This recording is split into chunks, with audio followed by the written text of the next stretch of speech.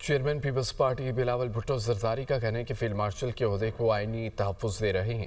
Field marshal کو دنیا بھر میں سراہا جا رہا ہے۔ فیلڈ مارشل نے بھارت کے 6 جہاز گرائے، مساق جمہوریت کے نامکمل وعدوں کی تکمیل یقینی بنا رہے ہیں۔ اب کوئی سو موٹو نہیں ہوگا۔ قومی اسمبلی میں خطاب کرتے ہوئے ان کا مزید کیا کہنا تھا، سنیے۔ پاکستان کی فیلڈ مارشل کو دنیا بھر میں سراہا جا رہا ہے۔ پاکستان کی افواج کو دنیا بھر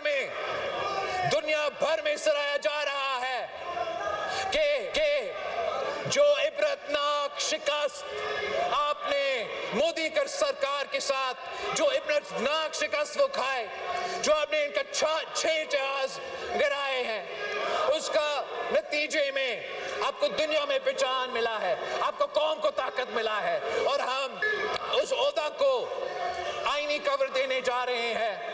کنسنسس کی وجہ سے اس 18th امینڈمنٹ میں اتنا طاقت ہے کہ جناب اسپیکر کسی کا باپ بھی چاہے وہ 18ویں ترمیم کو ختم نہیں کر سکتے، آج دن تک ختم نہیں کر سکتے۔